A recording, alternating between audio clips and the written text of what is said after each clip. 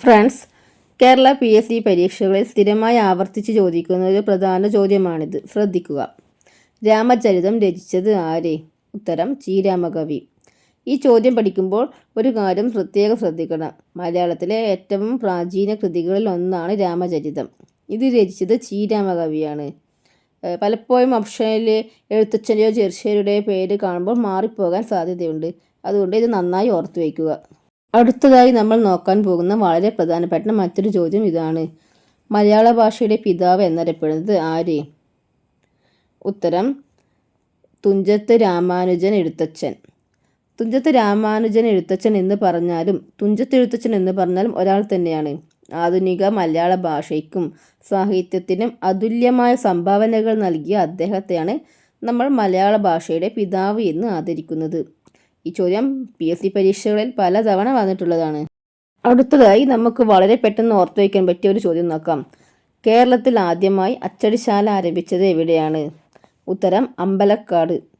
അച്ചടിശാലകൾ എന്ന് കേൾക്കുമ്പോൾ പലരും കോട്ടയം എന്ന് തെറ്റായി ഉത്തരം നൽകാറുണ്ട്. എന്നാൽ കേരളത്തിൽ ആദ്യമായി അച്ചടിശാല ആരംഭിച്ചത് തൃശ്ശൂർ ജില്ലയിലെ അമ്പലക്കാട്ടാണ്. ഇത് കൺഫ്യൂഷൻ വരാൻ സാധ്യതയുള്ള ഒരു ചോദ്യമായതുകൊണ്ട് പ്രത്യേകം ശ്രദ്ധിക്കുക. ഈ ഒരു നോവൽ ചരിത്രത്തിലൂടെ നമുക്ക് അടുത്ത ചോദ്യം നോക്കാം. മലയാളത്തിലെ ആദ്യത്തെ സമ്പൂർണ്ണ നോവൽ ഏതാണ്? ഉത്തരം കുന്തലത. പലർക്കും ഇന്ദുലേഖയാണ് ആദ്യത്തെ നോവൽ എന്നൊരു തെറ്റിദ്ധാരണ ഉണ്ടാകാറുണ്ട്. എന്നാൽ ചന്തുമേനോൻ്റെ ഇന്ദുലേഖ വരുന്നതിന് മുമ്പ് അപ്പു നെടുങ്ങാടി രചിച്ച കുന്തലതയാണ് മലയാളത്തിലെ ആദ്യത്തെ സമ്പൂർണ്ണ നോവൽ. ഇത് PSC പരീക്ഷകളിൽ ചോദിക്കുന്ന ഒന്നാണ്. കവികളുടെ വിശേഷണങ്ങളുമായി ബന്ധപ്പെട്ട ഒരു ചോദ്യം നോക്കാം. കേരള കാളിദാസൻ എന്ന വിശേഷണമുള്ള കവി ആരാണ്? ഉത്തരം കേരളവർമ്മ വലിയ കോഴിത്തമ്പുരാൻ. പല കാളിദാസന്മാരും വ്യാസന്മാരുമൊക്കെ മലയാളത്തിലുണ്ട്. അതിൽ കേരള കാളിദാസൻ എന്നറിയപ്പെടുന്നത് കേരളവർമ്മ വലിയ കോഴിത്തമ്പുരാനാണ്. മയൂര സന്ദേശം പോലെയുള്ള മനോഹരമായ കാവ്യങ്ങൾ അദ്ദേഹം രചിച്ചിട്ടുണ്ട്.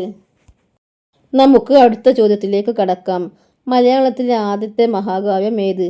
ഉത്തരം രാമചന്ദ്രവിലാസം. അഴകത്ത് പത്മനാഭക്കുറുപ്പ് രചിച്ച രാമചന്ദ്രവിലാസമാണ് മലയാളത്തിലെ ആദ്യത്തെ മഹാകാവ്യം.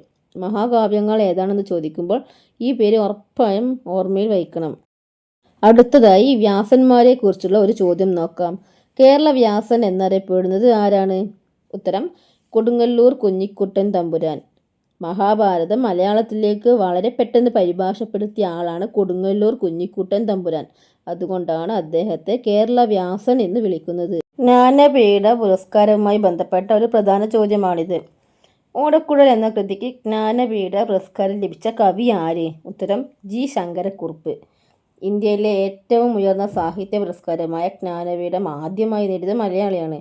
അത് G. ശങ്കരക്കുറുപ്പാണ്. അദ്ദേഹത്തിൻ്റെ ഓടക്കുഴൽ എന്ന കാവ്യ സമാഹാരത്തിനാണ് ഈ അംഗീകാരം ലഭിച്ചത്.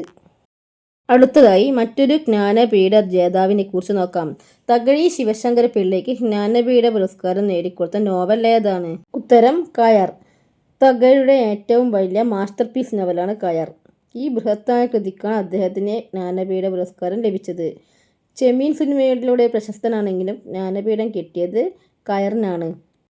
തുള്ളൽ പ്രസ്ഥാനവുമായി ബന്ധപ്പെട്ട ഒരു ചോദ്യം ഇതാ.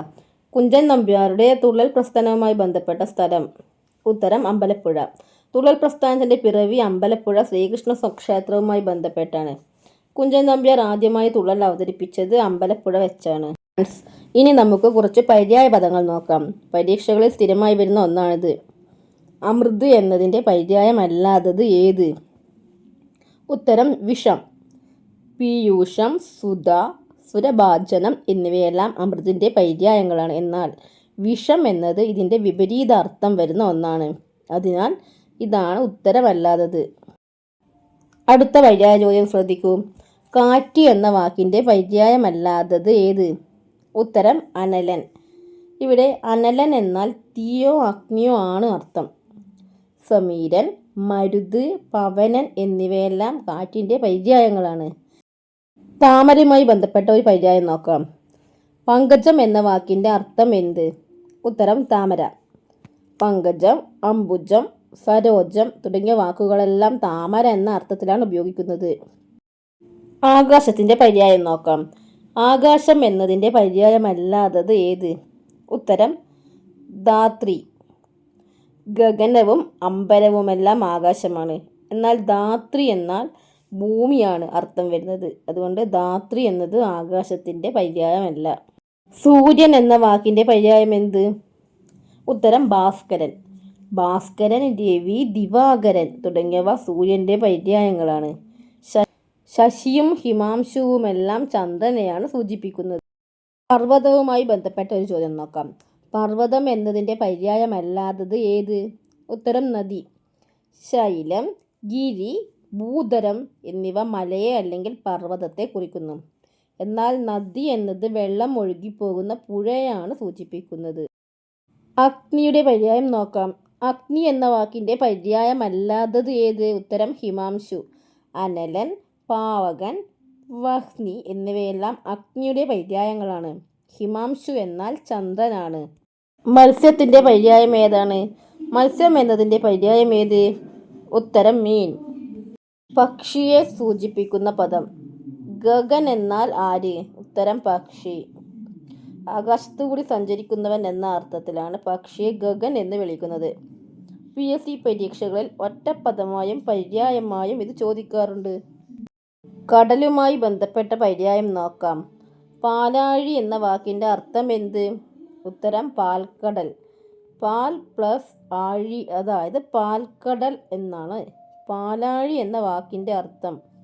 പുരാണങ്ങളിൽ പരാമർശിക്കുന്ന പാൽക്കടലിനെയാണ് ഇത് കുറിക്കുന്നത്. ഫ്രണ്ട്സ്, അപ്പോൾ VFA പരീക്ഷയ്ക്ക് തയ്യാറെടുക്കുന്ന കൂട്ടുകാർക്കായി ഏറ്റവും പ്രധാനപ്പെട്ട മലയാളത്തിലെ 20 ചോദ്യങ്ങളാണ് നമ്മൾ ഈ വീഡിയോയിൽ ചർച്ച ചെയ്തത്. പരീക്ഷയ്ക്ക് പഠിക്കുന്ന നിങ്ങളുടെ കൂട്ടുകാർക്കെല്ലാം ഈ വീഡിയോ തീർച്ചയായും ഷെയർ ചെയ്ത് കൊടുക്കുക. ഇതിൻ്റെ അടുത്ത ഭാഗം ഉടൻ തന്നെ വരുന്നതായിരിക്കും. അതുകൊണ്ട് ചാനൽ ഇതുവരെ സബ്സ്ക്രൈബ് ചെയ്തിട്ടില്ലെങ്കിൽ ഇപ്പോൾ തന്നെ സബ്സ്ക്രൈബ് ചെയ്ത് ബെൽ ഐക്കൺ ഒന്ന് അമർത്തി വയ്ക്കുക.